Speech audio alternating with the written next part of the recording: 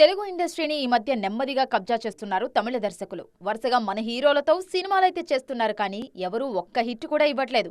లింగుసామి warrior, Venkat ప్రభు custody, Shankar game changer ఇలా కొన్నేళ్లుగా తెలుగులో అట్టర్ ఫ్లాప్లే ఇచ్చారు అరవ దర్శకులు. బ్రాండ్ తో పని లేకుండా డిజాస్టర్స్ ఇచ్చారు. తెలుగు హీరోలకు తమిళ దర్శకులు అంతగా కలిసి రాకపోయినా క్రేజీ కాంబినేషన్స్ మాత్రం సెట్ అవుతూనే ఉన్నాయి.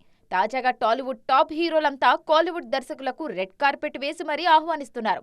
ఈ క్రమంలోనే లోకేష్ కనకరాజ్ ఇప్పటికే ప్రభాస్తో సినిమా ఉంటుందని అనౌన్స్ చేశారు కూడా. ప్రస్తుతం ఈయన కూలీతో బిజీగా ఉన్నారు. జైలర్ ఫేమ్ నెల్సన్ కూడా టాలీవుడ్ పై బాగానే ఫోకస్ చేశారు. ఈయన ప్రస్తుతం రజనీకాంత్ హీరోగా జైలర్ 2 చేస్తున్నారు. 2025లోనే షూటింగ్ పూర్తి చేసి సమ్మర్ 2026 విడుదలకు ప్లాన్ చేస్తున్నారు. దీని తర్వాత జూనియర్ ఎన్టీఆర్తో నెల్సన్ సినిమా ఉండబోతోంది.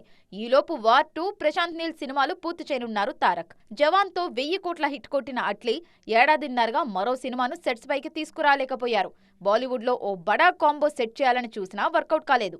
దాంతో అల్లు అర్జున్ వైపు చూస్తున్నారు అట్లీ. ఇక డాన్ ఫేమ్ సిబి చక్రవర్తి, నాని, మైత్రి మూవీ మేకర్స్ కాంబినేషన్లో ఓ క్రేజీ సినిమా రాబోతోంది. మొత్తానికి టాలీవుడ్ను మెల్లగా కమ్మేస్తున్నారు కాలీవుడ్ దర్శకులు.